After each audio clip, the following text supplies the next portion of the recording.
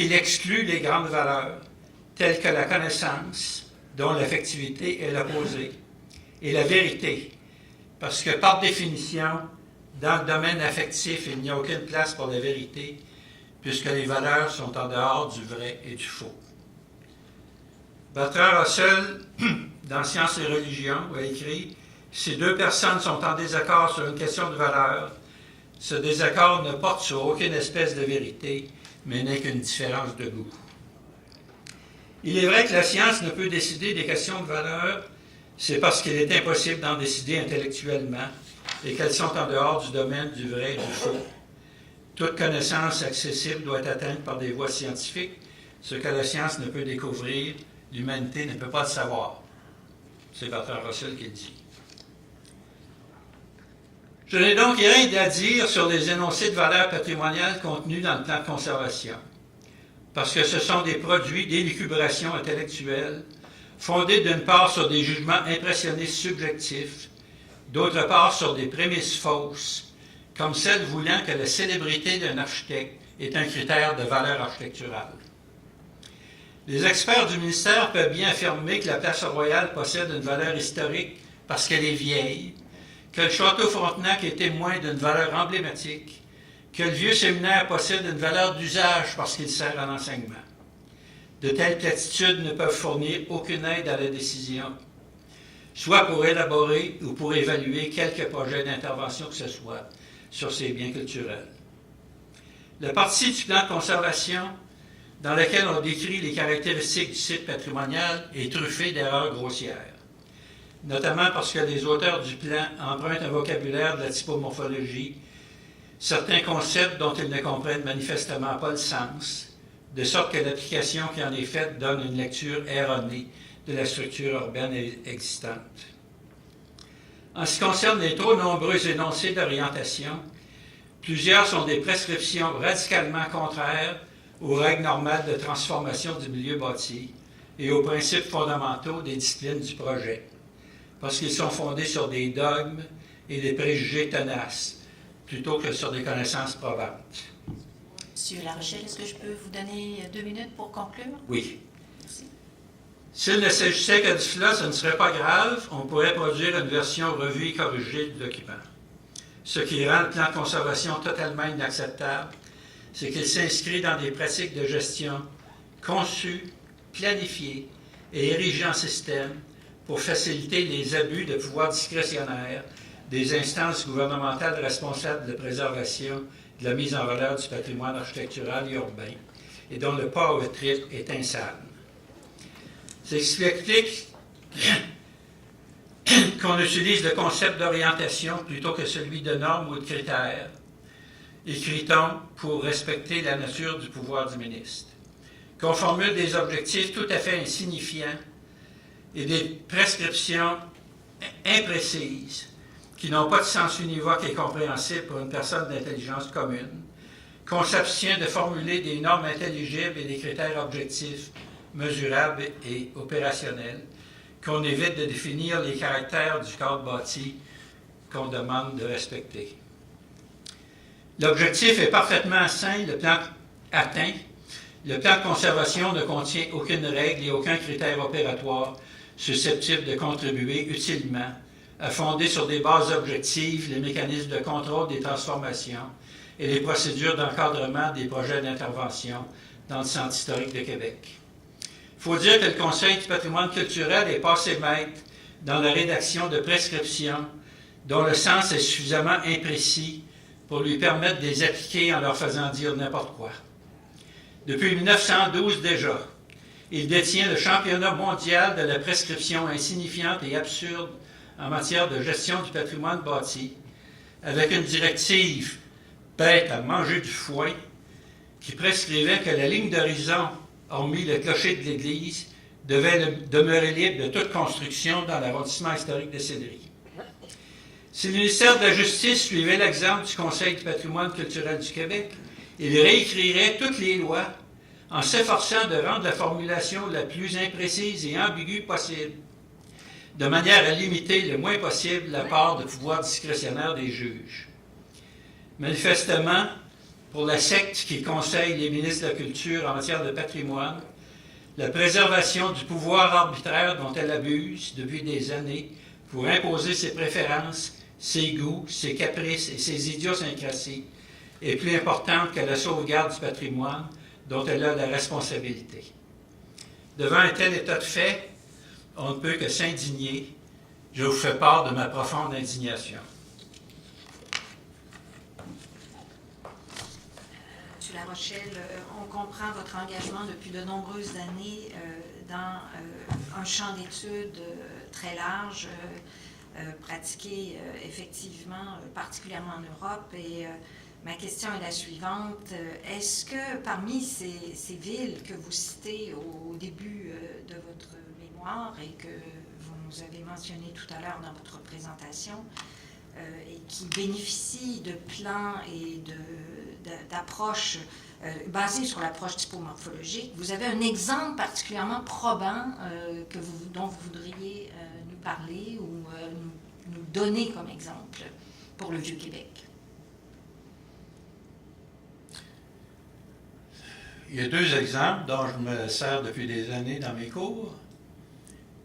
Un, c'est le plan directeur détaillé du Centre historique de Palerme, qui a été adopté en 1989 ou 1990, et qui est fondé sur une connaissance approfondie de tout l'arrondissement historique de Palerme, où on a classifié tous les bâtiments existants. Et on a regardé, on a analysé la structure du tissu. C'est-à-dire, on a identifié les règles d'organisation de cette structure, on a défini les principes organisateurs des structures, du tissu et du milieu bâti, parce que l'analyse, c'est ça.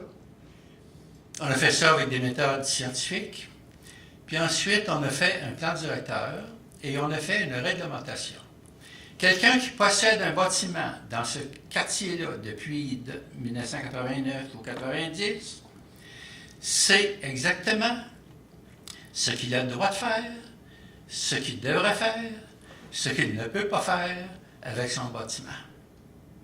Avec la façade, avec la toiture, avec la structure interne, avec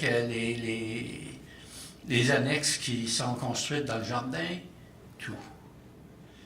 Parce que on se fonde sur la connaissance des processus d'évolution de chacun des types de bâtiments qui composent le centre historique pour définir les règles. Donc, dans cette ville-là, si quelqu'un possède un palais à cour, il y en a beaucoup, parce que c'est une ville qui contenait beaucoup de palais de ce type, bien, on dit, voici ce qu'on peut faire avec un palais à cour. Voici ce qu'on peut faire avec la toiture. Voici ce qu'on peut faire dans l'étage noble. Voici ce qu'on peut faire au rez-de-chaussée comme usage. Voici ce qu'on peut mettre comme usage dans les étages supérieurs. Voici ce qu'on peut faire avec la structure de distribution interne, la position des escaliers, etc., etc. Puis ensuite, on regarde les formes d'habitation les plus pauvres, qui sont qu'on appelle des cotoilles, qui sont des maisons dos à dos, qui donnent une qualité de vie très pauvre parce que c'est des maisons à plusieurs étages, mais unicellulaires à chaque niveau, et dos à dos qui ont une seule face éclairée. Et on dit, ben dans ce cas-là, voici comment on doit intervenir pour que les gens qui vivent dans ça aient une meilleure qualité de vie. On dit, dans ce cas-là, on recommande de fusionner les logements qui sont dos à dos pour en faire des logements traversants, parce que c'est ça qui donne une bonne qualité de vie. Puis on a le droit de faire ci, puis on a le droit de faire ça. Non seulement on a le droit, on recommande de faire ça, parce que c'est dans ce sens-là que les choses vont s'améliorer et se bonifier. Bon. Ça existe depuis 30 ans, ces méthodes-là, sauf que c'est fondé sur des fondements théoriques et des fondements méthodologiques cognitifs, pas affectifs. Et c'est ça que je dis, c'est ça que je prétends. La gestion du patrimoine doit être fondée sur des bases théoriques et sur des bases méthodologiques qui sont cognitives.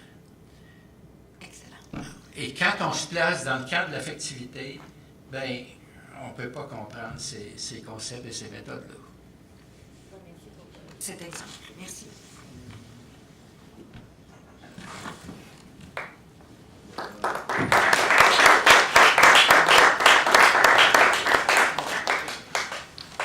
Alors, Madame Jeanne d'Arc de Lille et Maître Caroline Roberge du regroupement de citoyens du site patrimonial de l'île d'Orléans.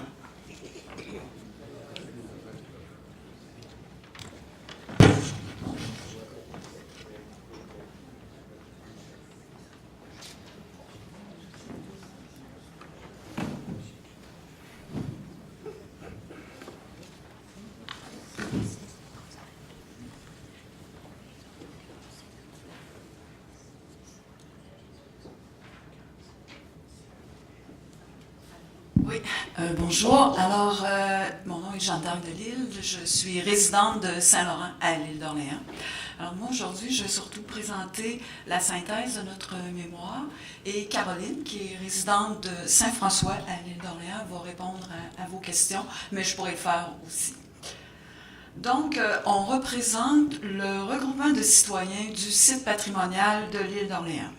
On trouvait important aujourd'hui de partager avec le Conseil, avec les citoyens du Vieux-Québec et les autres intervenants qui sont ici, l'expérience vécue par les Orléanais depuis l'adoption du plan de conservation de l'île d'Orléans en 2017. On tient d'abord à rappeler que les citoyens de l'île sont conscients de la richesse patrimoniale de l'île. Ils veulent en préserver les acquis. On a toutefois constaté que la façon dont le ministre appliquait le plan de conservation créait plusieurs problèmes et avait des conséquences importantes pour de nombreux insulaires. Quand on lit le projet de plan de conservation du Vieux-Québec, on se dit que ça laisse présager que les propriétaires du Vieux-Québec pourraient éventuellement être confrontés à la même réalité parce que la structure et le libellé des deux plans sont les mêmes, bien qu'adaptés à leur valeur patrimoniale et à leurs caractéristiques respectives. Donc, on présente les principaux problèmes qui sont liés à l'application du plan de conservation à l'île, problèmes qui sont susceptibles de se transposer au Vieux-Québec, puis on identifie aussi des pistes de solutions en souhaitant que ça puisse apporter un éclairage utile aux divers intervenants concernés. En ce qui concerne les problèmes rencontrés, disons que le premier problème est lié surtout à la manière dont le ministère applique les orientations du plan de conservation. Comme vous le savez, dans le plan de conservation, en fait, le plan de conservation renferme les orientations de la ministre en matière de préservation du patrimoine. On note ici que la loi sur le patrimoine culturel utilise toujours le concept d'orientation plutôt que celui d'exigence, de normes ou de critères, tout ça afin de respecter la nature discrétionnaire du pouvoir du ministre et de conserver un degré d'ouverture suffisant quant aux demandes qui pourraient lui être adressées. Et ça, on n'invente pas, là, c'est écrit tel quel dans les plans de conservation. Or, l'expérience qui est vécue par les citoyens de l'île dans le cadre des demandes d'autorisation révèle plutôt que le ministère applique les orientations du plan de conservation comme des exigences réglementaires, alors que dans plusieurs orientations, on veut favoriser ou privilégier certaines interventions, le ministère, de façon systématique, transforme ces orientations, qui sont quand même souples, en normes rigides. Ils vont même transmettre systématiquement des avis d'infraction et, dans certains cas, intenter des poursuites. L'exemple des toitures des maisons ancestrales est révélateur, puis résume un peu le type de problème qu'on peut rencontrer par rapport à ça. Malgré le libellé souple des orientations du plan de conservation, le ministère, dans tous les cas, va exiger le remplacement des toitures en bardeaux d'asphalte par des toitures en tôle à la canadienne ou en bardeaux de cèdre, ce qui peut quadrupler et même parfois quintupler le coût des travaux. Même l'apport du programme d'aide à la restauration des maisons patrimoniales ne peut compenser les coûts additionnels qui sont encourus par une telle exigence.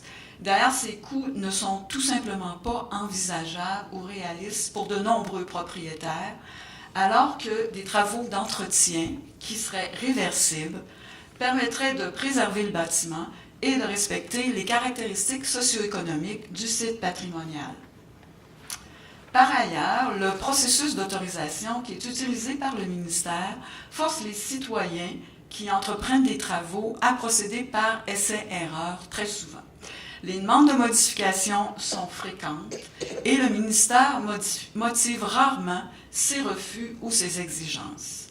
Le protecteur du citoyen avait déjà pourtant jugé ces manières de faire déraisonnables, mais on fonctionne encore de la même façon maintenant. Enfin, dans l'application du plan de conservation, le ministère prend ses décisions en rejetant du revers de la main la planification territoriale municipale et celle de la CPTEQ. Et on constate qu'il agit de la même façon avec les arguments qui sont présentés par les demandeurs d'autorisation et même avec ceux des architectes de ces demandeurs-là, architectes qui souvent sont spécialisés en patrimoine. Évidemment, toutes ces façons de faire du ministère poussent davantage à la confrontation qu'à la collaboration. Alors nous, fort de l'expérience, nous étant le regroupement, fort de l'expérience vécue à l'île d'Orléans, on soumet les recommandations suivantes par rapport au plan de conservation du site patrimonial du Vieux-Québec, mais ce sont des recommandations qui pourraient évidemment s'appliquer aux autres sites patrimoniaux. Alors nous croyons que la ministre de la Culture devrait, en matière de consultation et d'information, s'assurer que les présentes audiences publiques soient une véritable étape de consultation et que les commentaires et les suggestions des divers intervenants soient réellement pris en considération. Rendre publiques les recommandations du Conseil, le cas échéant, informer des modifications qui pourraient être apportées au projet de plan de conservation à la suite des audiences, et aussi fournir un document d'information synthèse qui présenterait les principaux éléments du plan de conservation. En ce qui concerne le processus d'autorisation, s'assurer que le ministère exerce un rôle conseil et adopte une approche d'accompagnement plutôt qu'une approche coercitive comme il le fait actuellement. Analyser les demandes d'autorisation en fonction des orientations du plan de conservation avec souplesse et ouverture. Donc, s'assurer que les termes utilisés dans les orientations reflètent bien la réalité et se rappeler que privilégier et favoriser ne sont pas synonymes d'exiger. Établir un régime visant la protection des droits acquis. Autoriser les interventions qui seraient réversibles et ne pas contraindre les propriétaires à restaurer les bâtiments, mais plutôt leur permettre de les entretenir à des coûts raisonnables. Prioriser l'utilisation des sommes du programme d'aide à la restauration selon un véritable plan de sauvegarde des bâtiments patrimoniaux. Comme autre recommandation, favoriser le développement des connaissances et des compétences en matière de restauration patrimoniale, réaliser une étude sur les impacts socio-économiques d'une application stricte des orientations du plan de conservation. Et enfin, veiller à la préservation du patrimoine dans une perspective de développement durable qui prendrait en compte la dimension sociale, c'est-à-dire les humains derrière les bâtiments. En conclusion, le dépôt d'un plan de conservation et la consultation qui en découle représentent selon nous une belle opportunité de concilier le respect d'un site patrimonial, notamment son patrimoine matériel, avec le respect de ceux qui habitent ce site. Pour trouver un juste équilibre, il faut nécessairement une concertation entre les divers intervenants et une volonté réelle de tenir compte de la situation des personnes directement concernées et de leurs commentaires et suggestions.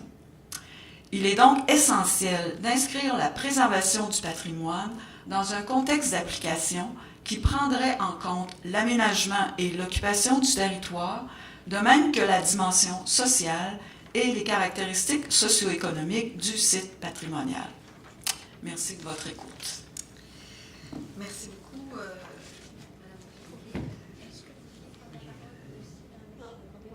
Je peux répondre aux questions. Interagir avec nous. Je lancerai peut-être la balle au vent à mes collègues au départ cette fois-ci, ou peut-être pour changer un peu. Oui. Non, merci beaucoup pour cet exposé. Je pense que vous touché du doigt des réalités importantes, des problèmes que l'on connaît, je pense, depuis un certain temps. J'aurais le goût, à ce niveau-là, de préciser d'entrée de jeu quelque chose pour être bien sûr que j'ai bien compris. Est-ce que je déduis là, de ce que j'entends, Mme Delisle, que sur le fond, sur le contenu, vous n'êtes pas en désaccord fondamental avec, ou votre regroupement n'est pas en désaccord fondamental avec le plan de conservation, avec cette idée donc de communiquer à la population un ensemble de connaissances qui vient cerner, au fond, cette richesse que l'on reconnaît tous à l'île d'Orléans. Tout le monde sait bien que l'île est une icône du patrimoine, là, et donc que cet effort d'essayer de mieux préciser les contours de cette richesse-là, que vous êtes grosso modo d'accord avec ce contenu-là. Est-ce que je vais trop loin? Je peux répondre? Ça marche? OK. On l'a toujours dit, on n'est pas contre le plan de conservation. Je pense que ça décrit bien. C'est très descriptif de ce que nous, on voit tous les jours. Donc, on n'est pas contre le plan de conservation, on est contre l'application qui en est faite. Et c'est vraiment, et là, il y a d'autres intervenants qui l'ont soulevé, le problème, c'est vraiment dans l'application. Aussi dans la manière dont il nous a été un peu imposé. Oui, il y a eu des consultations publiques, mais ensuite, il n'y a jamais eu de séance d'information. On n'est pas venu expliquer non plus aux citoyens. Dans le fond, il a fallu que ce soit des citoyens qui eux-mêmes fassent des séances d'information pour faire comprendre à la population qu'est-ce que c'était vraiment là, un plan de conservation, puis pour leur expliquer jusqu'où ça pouvait aller. Mais, Parfait.